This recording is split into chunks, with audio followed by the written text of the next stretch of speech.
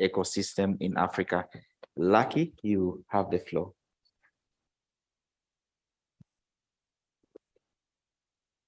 Thank you, Barak. And when I came here, I was happy to be in Nairobi, to be in Kenya. We were not wearing masks. I spent the other few days walking around. And then this morning when I came here, I saw everybody wearing masks. I was shocked. I said, what has happened? What is it that I missed? You know, I didn't get the news bulletin on an update on this epidemic. But then I was told it's cautionary measures that we have to take to make sure that we are all safe and in attending and making sure we go home safe. All protocols observed, and thank you again for inviting us to be part of this event. It is not only an invitation, it is something that we feel obliged to be part of, and we are quite elated to be part of this event. I think I will need to start off by extending my greetings to this Africa DNS Forum for achieving this milestone, this 10-year milestone. This is not an easy journey. The panel earlier on cited some of the achievements that have been made in the 10 years.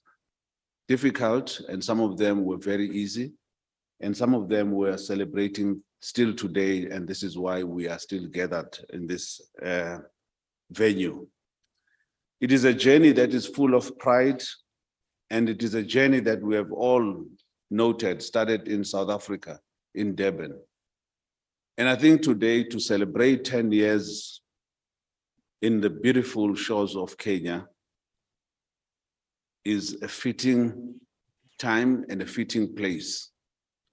And there is no other place for us to be, or better place to be celebrating our 10 years than being here in Nairobi. Congratulations to you all that have been part of this journey from its inception, and those that have been part of us, and those that have joined us, and those that are still going to be joining us. We say congratulations to you. A big up to the team that worked hard to make this event a success. I look in your direction, Barak, and your team. Congratulations for putting this together. When I think of the topic of today, I can only say how honored I feel to do this on this August occasion. And I'm reminded that I come from these ranks. I'm part of you. I do not come from outside to tell you about your history or to tell you about your journey. I come from inside to toil and to be an evangelist on where we have come and where we need to be going. It's a critical topic indeed, viewed from my perspective, from a multidimensional angle. In breaking down the topic, I decided to look at it in 5 dimensions. If you choose, it could be 4, but I can talk to the 5 dimensions. The 4 dimensions being the service perspective, the registry perspective, the registrar perspective, and the user perspective. Underlying these 4 perspectives is what we would call the regulatory perspective, which obviously is at the epicenter or keeps buoyancy to the functioning and operation of the It strives for inclusivity, it looks into RFC standards, and it looks into policy and regulation. It is an enabler of our ecosystem. The service perspective entails, but is not limited to the points that I will be citing. The service perspective has a duty to oversee issues on domain stability. It has to see issues of load balancing on the servers, making sure the authoritative DNS are functioning properly, applications, looking at technologies, and the overall security. and ensuring that we can all be able to receive that DNS service that we all need. But more than the above, the requirement is for a resilient and a stable DNS, and that is a service perspective. The registry's perspective addresses issues of policy, security policies. It addresses issues of affordability, innovative on payment gateways, looking at your non-traditional platforms to access a domain name. Think of M-Pesa or Mkuru. I can recall a few years ago, I talked to the same thing about bringing in different payment gateways. And when I mentioned that we should enable and allow our citizens to access a domain name by transacting with a chicken or a goat. And a gentleman who is in this room, Dr. Nyirenda, he laughed. He said, Lucky, you want us to put the chicken in a line and then it goes from one end to the other to be terminated and confirm a transaction? I said, I am not talking that exactly, but it is probably something to be considered. We have seen innovations in acquiring data, in acquiring airtime.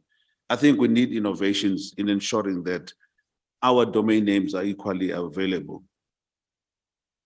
We need also to look at technology evolution and distributed networks for security. That is your registry perspective. Then your registrar perspective looks at areas of hosting. Again, affordability comes in. Accessibility is another factor. It's cutting now across the two segments of the perspectives and local solutions. I know AFTLD for many years has been striving and pushing to ensure that we have and develop our own local solutions. And furthermore, to ensure that we have local registrars. It is a duty that they undertook, and it's a duty that they are trying to ensure that they complete upon developing local solutions and developing our local registrars across the continent. Then comes the user perspective. The user perspective is us, it's me. Here we are talking about policy certainty. Is it certain that the address that I have or the domain name that I have and the process of having it can be trusted? Trust becomes essential in a domain name or in this ecosystem. Accessibility again, people need to have access to communication, access to that domain name in whichever space they are operating from. Affordability equally comes in. Now, these elements are appearing on the three other perspectives that I've spoken to. Human rights becomes essential, which addresses issues around mass surveillance, issues around censorship, issues around throttling of speeds, access speeds being throttled, and shutdowns. These are some of the things that we need to be addressing. Having spoken to these 5, or let me say 4 perspectives plus 1, which is the regulatory, let me tell you a short story that will talk to the evolution in this diversity. In 1988, in a country somewhere far from here, not too far, Uniforum was founded, which was later to be known as ZACR.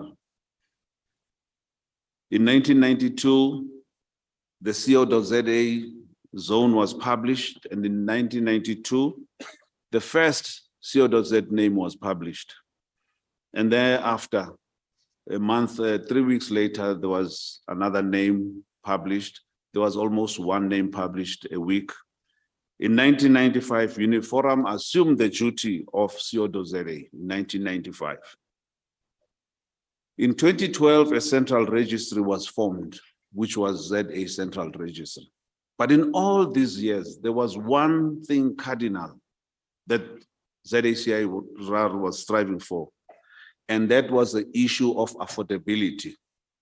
They took the domain name co.za from 200 rands down to 100 rands, then further down to 35 rands, and adjusted to 45 rand because of inflation and because the ecosystem was growing and because there had to be distribution mechanism of catering other players.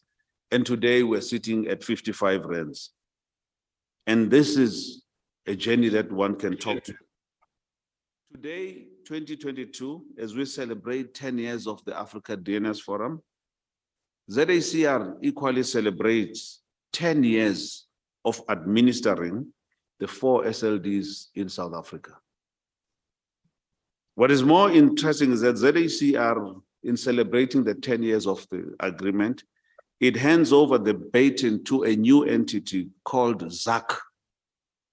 Now, for us or those who admire the laws of physics, you will know that now the law of negation comes into play, which talks to the development taking place in cycles.